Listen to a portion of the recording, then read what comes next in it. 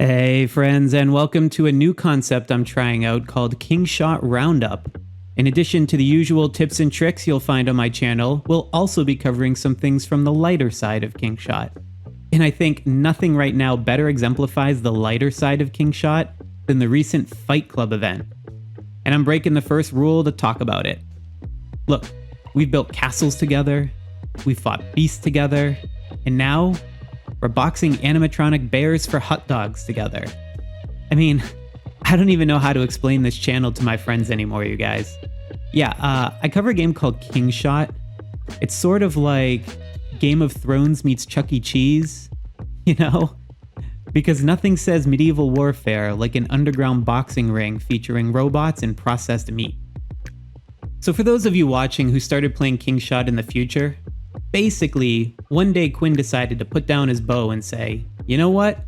I'm gonna start punching robots in the face now. And not just any robots, no. These are animatronic animals like Iron Bones Larry, which is basically a Build-A-Bear with anger issues. And then there's his boss, King Grizzly, a one-eyed bear champion wearing a belt with a hot dog on it. A hot dog. That's the emblem of honor in this event. Not a crown, not a sword, a ballpark frank. And here's the kicker. To throw a punch at him, you gotta spend hot dogs. Like, what kind of dystopian fantasy currency is this? I mean, imagine Quinn stepping into the ring and he turns to his trainer. Yo, how many hot dogs we got left? 3, boss, but 2 of them are chili cheese. Use them wisely. The absurd and delightful chaos doesn't stop there. There's a cosmetic skin called Frontal Fury, where your marching troops are replaced by a giant football player. He doesn't march into battle, he jukes into it. I mean, this is a medieval war game. Why does my general look like he's late for the Super Bowl? Oh man, but the craziest thing has to be the Ring Rumble Town skin, where you basically turn your medieval castle into a pay-per-view match. With pyrotechnics. Because nothing quite says Kingdom Under Siege like your troops watching a guy and a bear duke it out on Jumbo-Vision. Can you imagine being a new player right now? So I just reached level 6 and can see the world map. Let's see what the enemy cities look like. Oh, that's just a floating Jumbotron powered by meat-based energy. So there you have it. KingShot has temporarily become a place where the path to glory involves punches and pork products. But I'm not complaining. I just upgraded all my governor gear using sausage-backed currency. Okay, so now let's turn our attention to a much more serious matter. The True Gold Trap. Did you know there's a sinister design pattern that can lull you into accidentally losing a bunch of True Gold? I'm here to warn you about it. You know True Gold, the super rare resource that governs the speed of your town's development after reaching level 30. Would be a shame if something bad were to happen to it. Typically, when you go to upgrade a building, if you were to change your mind or realize you forgot to use construction buffs and cancel the upgrade, then you'll get this pop-up that tells you that you'll get all of the resources back, but won't get back any used speed-ups. And it says this whether or not you've even used any speed-ups. The same is true in other places of the game, like training troops, for instance. So by the time you get past Town Center level 30, you may get into the habit of quickly dismissing this warning instinctively. Well, be careful, because if you do this when upgrading a building through True Gold levels, you might not see how this message reads slightly differently before you instinctively hit that confirm button. If you read carefully, it tells you that you will only get back half of the True Gold you just spent. So one small slip when upgrading your town center towards True Gold level 2, for example, could cost you 79 of the 158 True Gold you just saved up. That's like wasting multiple True Gold packs or an entire True Gold weekly card, so don't let this be you. So about a couple weeks ago, we got the massive Oasis Island feature update. I promptly put up a comprehensive guide to it loaded with tips and tricks plus mistakes to avoid. Check it out if you haven't already, and I'll toss a link in the description. But when I was making this video, behind the scenes, I was going back and forth about an additional tip to include, which I chose not to. I'm going to share it with you now and explain why I omitted it. So, there are a lot of commonalities between this feature and Daybreak Island in Whiteout Survival, So much so that there was a belief that the treasure chest locations were exactly the same, which, if true, would be a major advantage in accelerating development of your island, since you would know the best path to send your reservoir workers. However, there was a bit of a hiccup with this one, as some of the treasure chest locations did not quite line up with my personal experience or with what some people were posting on the official Discord.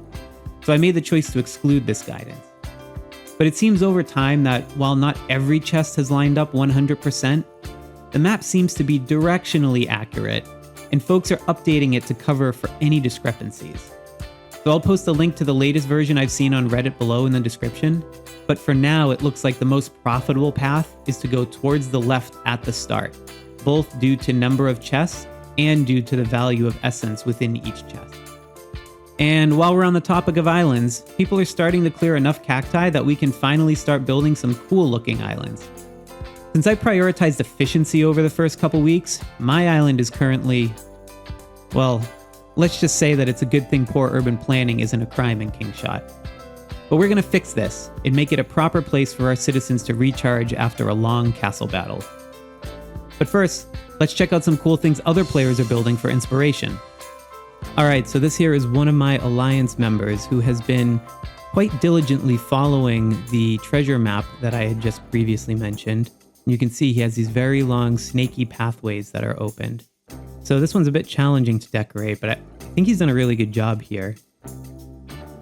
You can see at the beginning there's this entrance here which looks like it's going through a nice courtyard area with some very ornamental statues surrounded by water.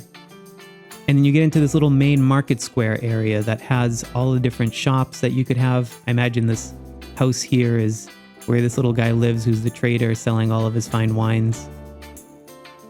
And as we continue down, you start seeing a picnic playground type of area with the notice bulletin, some more gardens to walk through till we get to the real centerpiece, the fountain.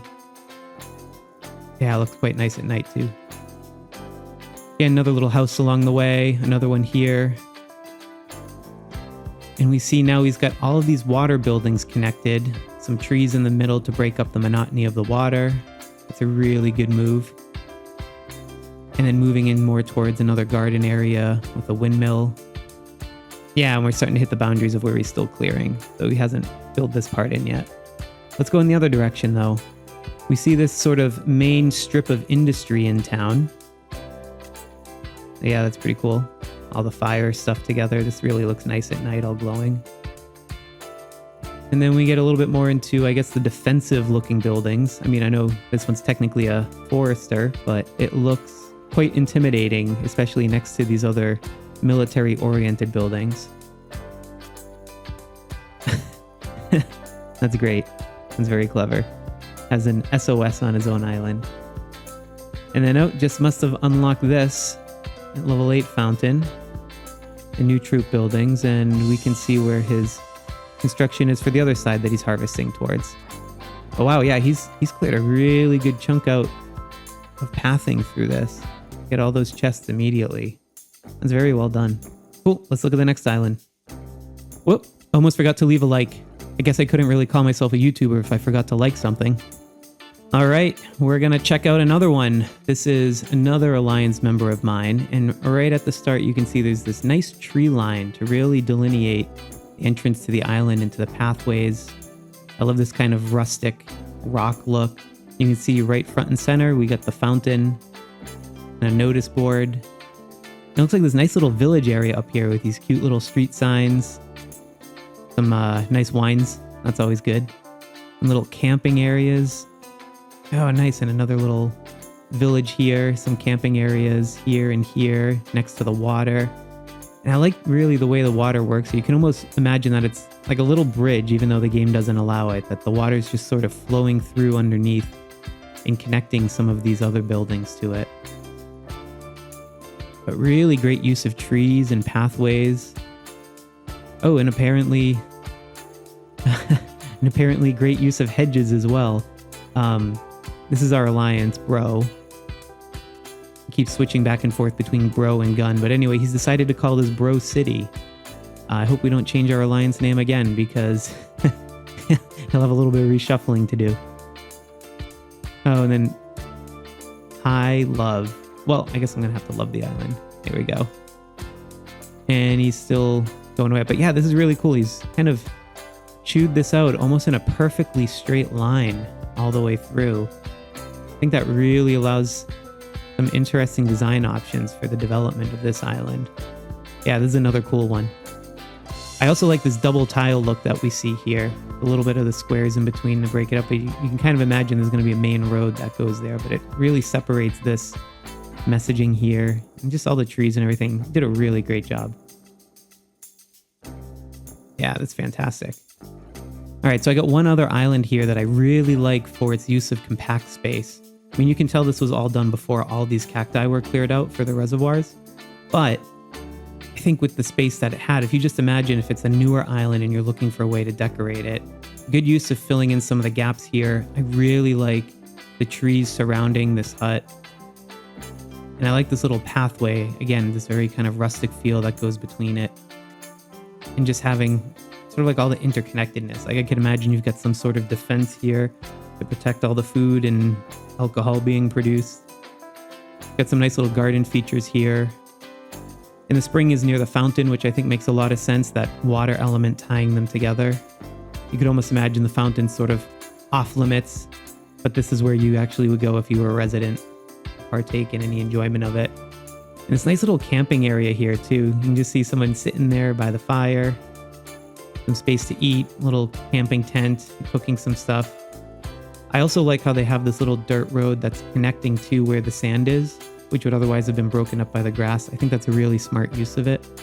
Yeah, overall, this is pretty cool. I really like what's been done with the use of space here. I know in the last one I was covering, I was talking a lot about efficiency and just trying to develop the island as quickly as possible, which is what I was doing to this point. But it goes to show, even if you haven't cleared that much land, you can have a lot of fun with just the design and how things look in a very compact space. So kudos to this guy too. Okay, let's take what we've learned and try to implement it on my own island.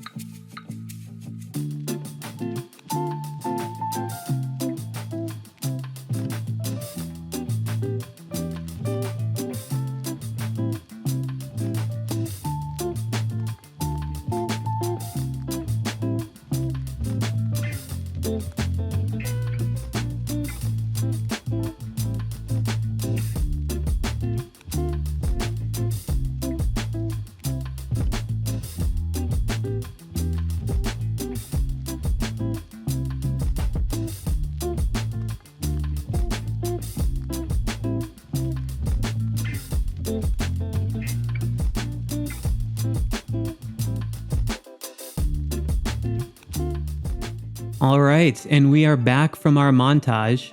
I don't know if you saw in the middle of that, but I actually got enough water essence to upgrade my fountain and unlock some new buildings, which meant I had to shuffle things around a little bit more, but hey, that's a good problem to have, I suppose.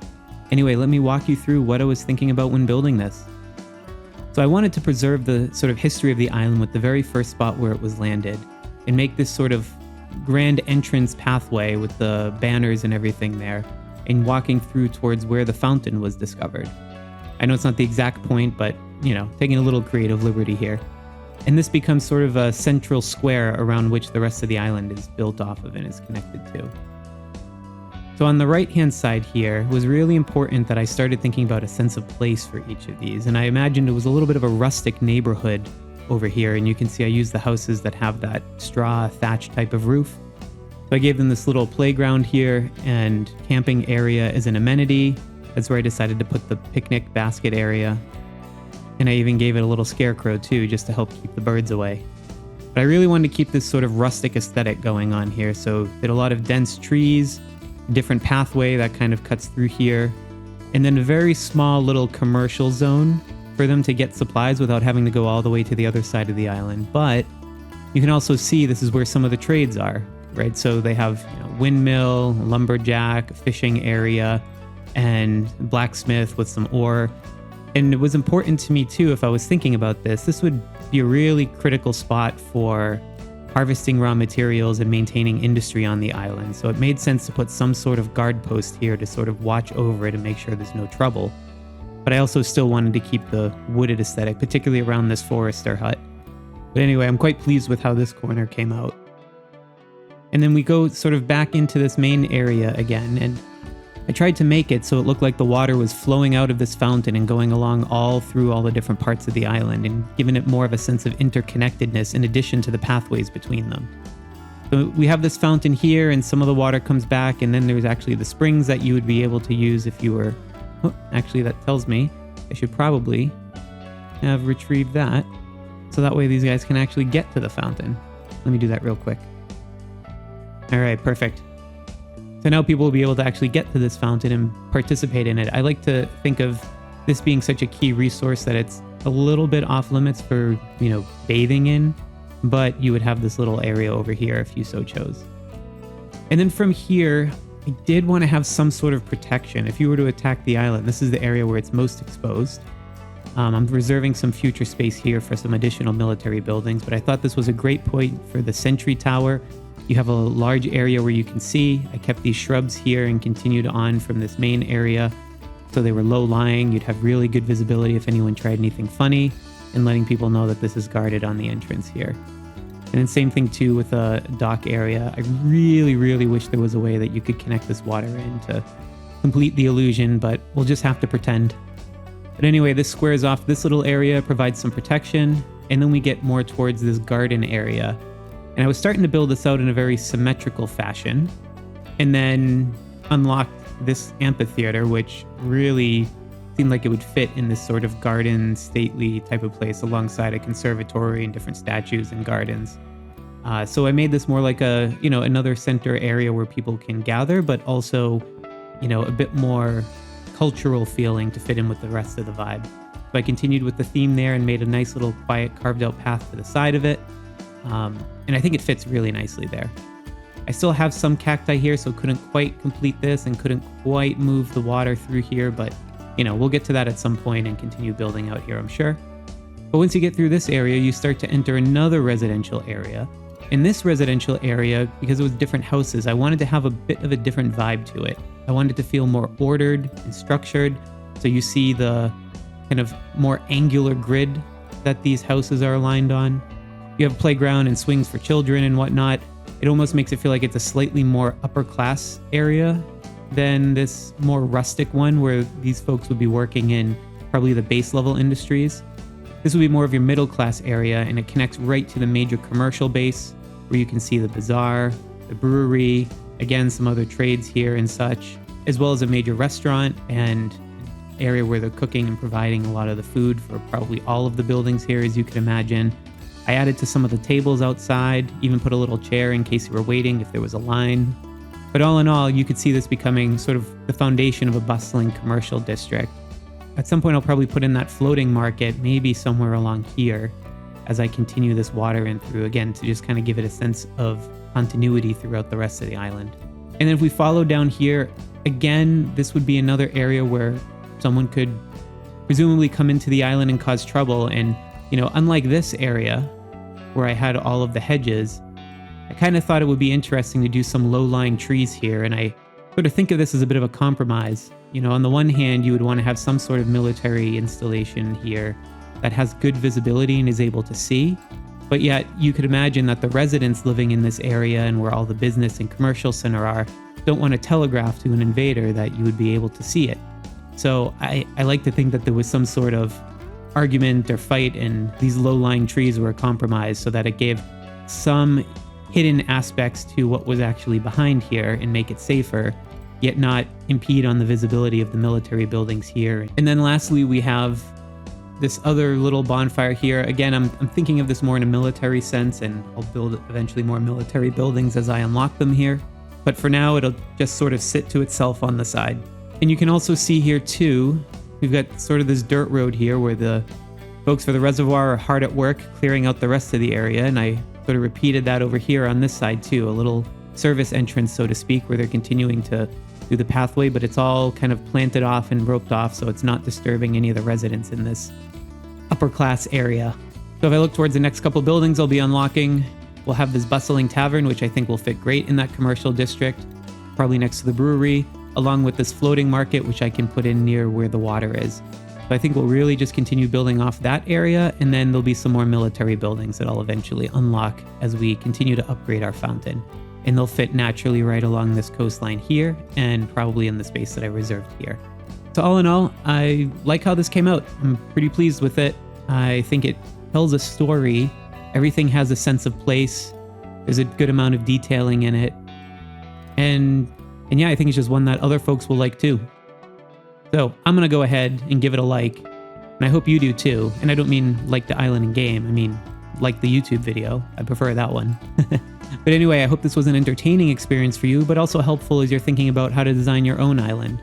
And the keys here to me are, sense of place, thinking through the story of what it would be like to be a resident there, and, just letting that guide the way that you build out things, and don't be afraid to change things around. If you saw my montage, you'll see I actually changed quite a bit around on the way when I realized things weren't working. So don't be afraid. So if you're particularly proud of your island that you built, feel free to drop a note in the comments, and hey, maybe I'll do you in a review in the future.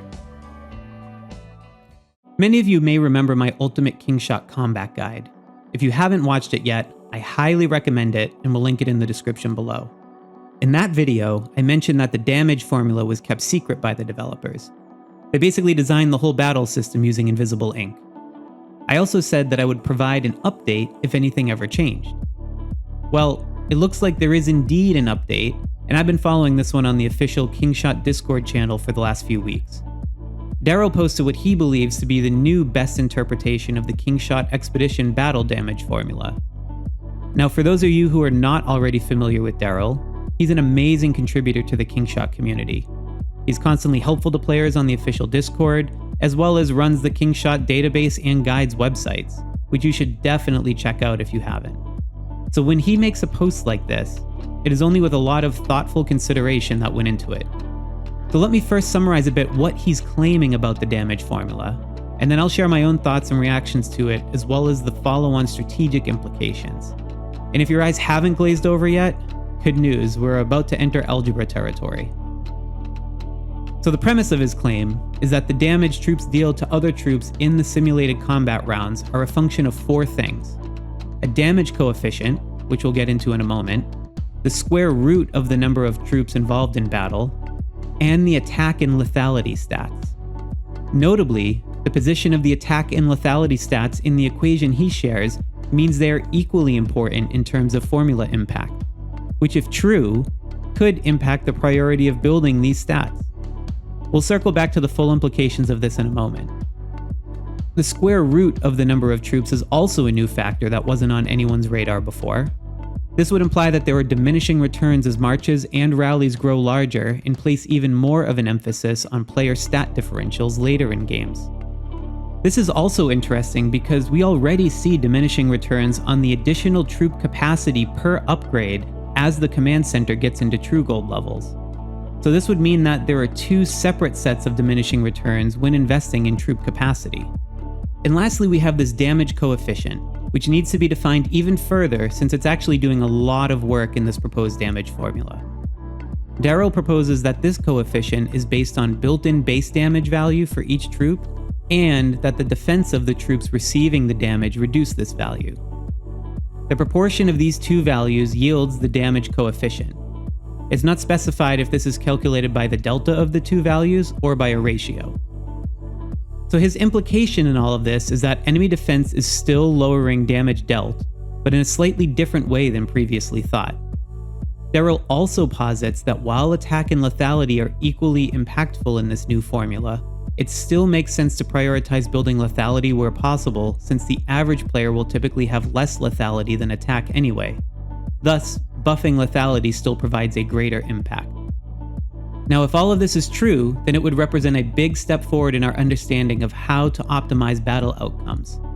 However, I think there are still some unanswered questions. And to be clear, I'm not criticizing all the hard work that was done. I'm a huge fan of Daryl's and his work for the Kingshot community, and he has definitely tested this much more than I have, so take what I'm about to say with a grain of salt. For me, there are 3 potential challenges about this new damage formula. I'll start with the easiest to dismiss, but all of this testing was done in whiteout survival. So far, Kingshot has tracked very closely under the hood, but the games have slightly diverged in some small ways. And the opportunity to start with a clean slate that doesn't impact existing accounts could have allowed the developers to tweak some low-level formulas such as the damage formula. That said, this is pure speculation on my part, and I'd be willing to go with the belief that it functions the same between the 2 games unless proven otherwise. The second challenge is a bit tougher though. The damage coefficient that is doing a lot of the work in this formula is dependent on the idea of troops having a built-in base damage value. However, when we look at the individual troop stats in our training buildings, we don't see a single troop damage stat, but rather we see the same attack and lethality stats. So this raises 2 questions in my mind. 1, what is the proof that there is yet another hidden stat which is balanced for each troop type and level? And 2, what are player attack and lethality actually modifying, if not the attack and lethality of the troops themselves that factor into that very damage coefficient? So without a clear answer to that, it almost feels like we could be simply dealing with attack and lethality stats in a bit of a circular fashion, just now constrained to how they impact the damage coefficient. And my third point of skepticism around this new formula is that I frequently see the developers gatekeeping health and lethality stats in such a way that they are harder to attain than attack and defense. And we see this design language all throughout Kingshot. Heroes natively provide attack and defense bonuses just by gaining shards, but you must build the more expensive hero gear and use widgets to get health and lethality. If you buy Helga, you get a permanent attack and defense bonus. But if you buy Amadeus, you get a permanent health and lethality bonus. You unlock Governor Gear at level 22, which provides attack and defense, but you unlock Governor Gear Charms at level 25, which give health and lethality. On Oasis Island, you can easily get multiple buildings that provide attack and defense, but you need the hard-to-upgrade lighthouse to provide health and lethality. Attack and defense always shows up in your research tree before health and lethality as well. Anyway, you get the idea. I've just seen this design pattern so many times in Kingshot that I have trouble believing that these values impact the damage formula equally. It would mean that the game developers simply regulate the multiplicative effect between attack and lethality by just simply providing less lethality. As someone who has some experience with game design, I can say that game balance of this formula would be a nightmare to manage in a live environment if these 2 stats were multiplied. That's not math at that point, that's just sorcery. So all in all, I'm not sure if this newest iteration is the final iteration we will see of the damage formula. I believe there was a lot of sincere hard work that went into this, even without seeing the testing data myself. And I know it's much easier to raise a challenge to someone else's work than to come up with it on my own. So let me share what I think this means for all of us. I think we should still continue to prioritize lethality over attack and health over defense. In any permutation of the damage formula that has been hypothesized so far, this still seems to hold. It's simply a matter of degree that is up for debate in the range of outcomes. And while there is a possibility that march or rally size plays less of a factor, I think we should still prioritize increasing capacity where we can. There are so few ways to do this in-game, and having more troops still helps with holding PvP targets anyway, so we should not deprioritize that. Instead, just be mindful that having overwhelming numbers might not be as big of an advantage as you think. And lastly, I think we all owe Daryl and his team a debt of gratitude for their continued hard work in testing and retesting this stuff. It is not easy, folks. And if any devs are watching this, I would love to hear from you on how this is calculated exactly. Until then, I'll keep reporting on any damage formula updates. So I hope you've all enjoyed this first episode of KingShot's newest infotainment series, KingShot Roundup. Let me know in the comments if you want me to produce more content in this style, and also let me know what sort of topics you would be interested in, whether that's account reviews, more theory crafting, maybe someday I'll be big enough to do a developer interview. Anyway, let me know and be sure to like and subscribe for more KingShot content. Thanks again for watching, and happy gaming out there.